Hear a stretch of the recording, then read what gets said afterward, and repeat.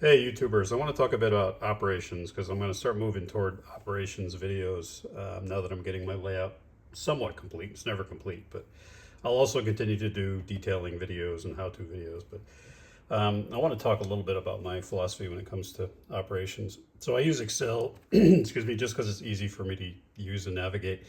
So the first thing I do is I set up a roster of all my equipment. This is what's green is power, be that an engine or an inspection car or the 44 tonner, and all the different rail cars, and they're categorized by type, and they've got their numbers, car numbers. That's really just a reference for the subsequent worksheets in here. So one is it has the track plan, and then it has for the province in Worcester where their assets reside. So in the interchange yard, um, as well as at each of the industries. And then at the bottom, you have CSX, their yard, and their two switching industries. And then at the bottom of each, there's a box for out of service cars or engines. So the idea is what's in yellow here is you would enter in what is actually where. So before an op session, you go and you take inventory, and these are drop downs. So it has all the cars, and you can just tell the Excel worksheet where all the different assets are on the railroad. Some of them are NA, for example, the engine track 1 and 2 can only hold one engine each, and there's 7 cars can fit on that first interchange track, 5 on the second, and then probably 3 or 4 on the third. So this represents what you see up here, tracks 1, 2, and 3. If I can zoom in, the interchange yard. So everything's numbered and labeled on my track plan. And this comes from AnyRail, but I've just imported it into Excel so that when you're operating, you have a frame of reference. These are all specs so that they'll print out 1 page per worksheet. So that kind of works out nice because I don't expect people to, when they're operating, have to look at the spreadsheet. It'll just be printouts that we use for each op session. So yeah, this represents the interchange yard. So what's where, and in yellow is where you have cars, and NA is where they wouldn't fit. And then each of the industries. So you've got Abachi Foods, you've got Ballard Printing, you've got Northeast Distribution, ADM Transload Facility, P&W Maintenance Facility, and then out of service. And then you have the same thing for CSX. So what's in the CSX yard by track, track 1 to the CSX main, and track 3. And then up here, I have the runaround stub. So the front and the rear of the runaround stub. And why? Because that's where I keep engines on the CSX. So you can see it here on the map. So this is long enough to accommodate 2 engines, and they usually just hang out there and they pull out as needed. So there's a method to the madness. So that gives you an opportunity to just make sure you know where everything is. It's just a nice way to keep track of your inventory too. So at the beginning of every session, things are going to move around. You go and use the drop downs and tell the spreadsheet what's where. And then what that does is that feeds into the actual op session switch lists, which the first thing, and they don't necessarily go in this order, but the first thing I might do is go to the CSX switch list. So this is what CSX would do on their property, which is this area of the layout here. And they have 2 industries. They have a scrapyard and they have United Steel. So this is saying, okay, in the CSX/Conrail yard, there's tracks 1, 2, and 3, and then there's the CSX main. It tells you in yellow what you're going to pick up. So they're going to pick up, first thing is the engine, which is Conrail in this case. I have it set up this way. It's, every op session could be how you want it to be. And then that engine is going to pick up these 3 cars. Because remember, they're only switching these 2 industries. So they're going to pick up 2 coil cars, and they're going to pick up a gondola for the scrapyard. And then it has those two industries. So you can see Sims Metal, which would be the scrapyard. So the yellow is pickup, gray is reset, and pink or salmon is place. So you're going to pick up from spot one this car, GONX. You're going to reset Conrail, so you're going to push that back where GONX was, and then you're going to place the CSX car in the front. And you're obviously, anything that's being placed is something that you've picked up from the yard. So it should all tie out. If it doesn't, you put the data in wrong somewhere. And then United Steel, the same concept. You pick up, there's two cars that they're going to pick up, and then there's going to be two cars that they place in exchange for those cars. And at the end, they come back to the yard and they're going to place those three cars that they just picked up on track 2. And then they're going to park that engine back at the track stub. So that's a real simple op session. And then another one would be, what is CSX going to do from here to the interchange yard? So one of the roles of CSX is they bring in cuts of cars and they leave them for the P&W, and then they also come and they take away cars from that interchange yard and bring them back to their yard. So that's what this switch list is for. It's for CSX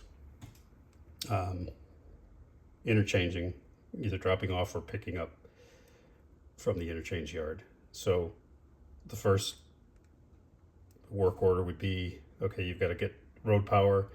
You've got to pick up a string of cars from the yard in track 1. Remember, this is all pulling from that first spreadsheet where it shows the location of all the cars. So these are all connected, these worksheets. And then once you get that cut of cars, you're going to go up to the interchange yard and you're going to set those in track 1 of the interchange yard, which is up here, track 1.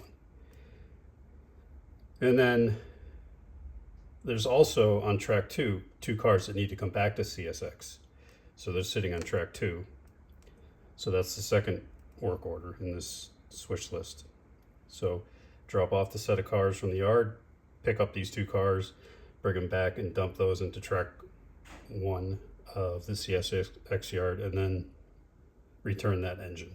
So that's an example of something you might do interchanging with CSX. And then you get to the P&W switch list, where things get a little more complicated, because now you've got a lot of industries that you're going to have to switch. And this can be set up in a myriad of different ways, but the way I have it set up for this example is you would take one of the engines out of the engine facility, which is here, 2 tracks, and that would then take the cut of cars that was left there by CSX. So this is pulling from that prior worksheet. And then those yellow cars have to be then switched around with cars in each of the industries on Providence and Worcester territory. So Bombachi Foods, they're going to pick up 2 cars, they're going to place 2 cars, and they're going to reset 1 car.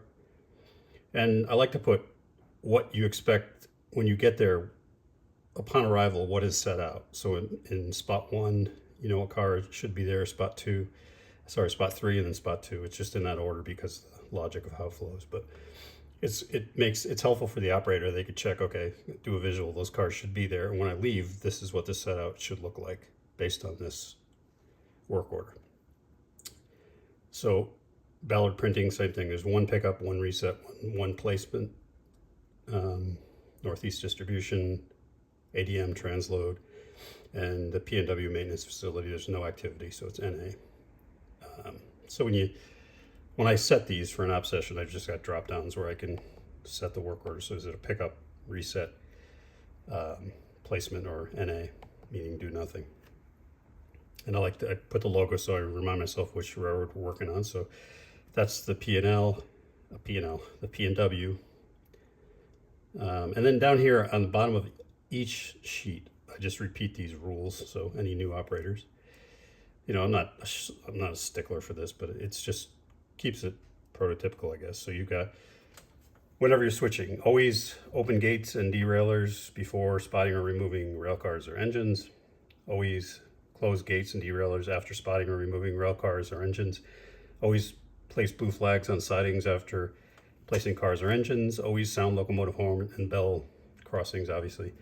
Always sound locomotive bell when entering or leaving yards or sidings. Always place flashing rear end device on the coupler of the last car when leaving or returning to yards. And always sound horn once before moving forward 3 times before reversing. So it just kind of adds an element of fun.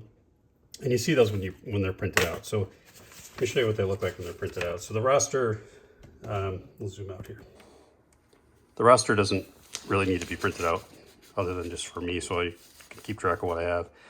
And I like to try to stay current. If I pick up a new car and I ditch one, I'm going to update this list because it feeds into the data in these. So this is that first page, which is just an inventory of what's where on the layout. But these are the op sheets.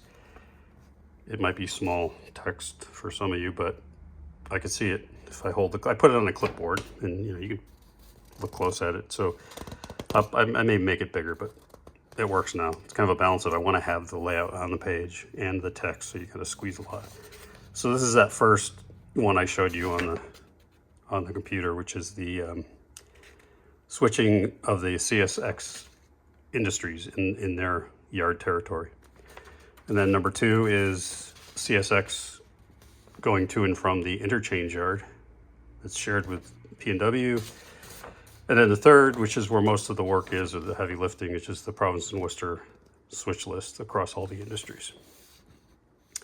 So that is how it's set up. And we'll just take you over to the layout to let me show you the track plan, just to kind of orient you. If you haven't seen prior videos, it'll make more sense if we look at it this way. So if you look at the map of CSX territory there, you're basically looking at this. There's United Steel at one end, and there's the Sims Metal or the scrapyard on the other. And then as you round the corner here, you're going around this corner and you're coming into P&W territory. So that's where this switch list makes sense. It's referencing all these industries. So you got Bombachi Foods is there. You got Ballard Printing and Publishing there. And down here you've got Northeast Distribution and Cold Storage, which is here. And then ADM Transload Facility is here. And right next door is Maintenance Away Facility, which is actually a switching opportunity. So that is it. And what I do is I put it on a clipboard, like so. And I put all those sheets that we just looked at on a clipboard before the app session, so you can just flip through them, starting out with CSX, then the interchange yard, and then P&W. And it doesn't have to go in that order. That's the nice thing about this layout. And honestly, as I was putting those spreadsheets together, I realized there's almost infinite numbers of iterations of what you can switch, when and where and in what order. So anyway, that's just a quick update on how I think about operations.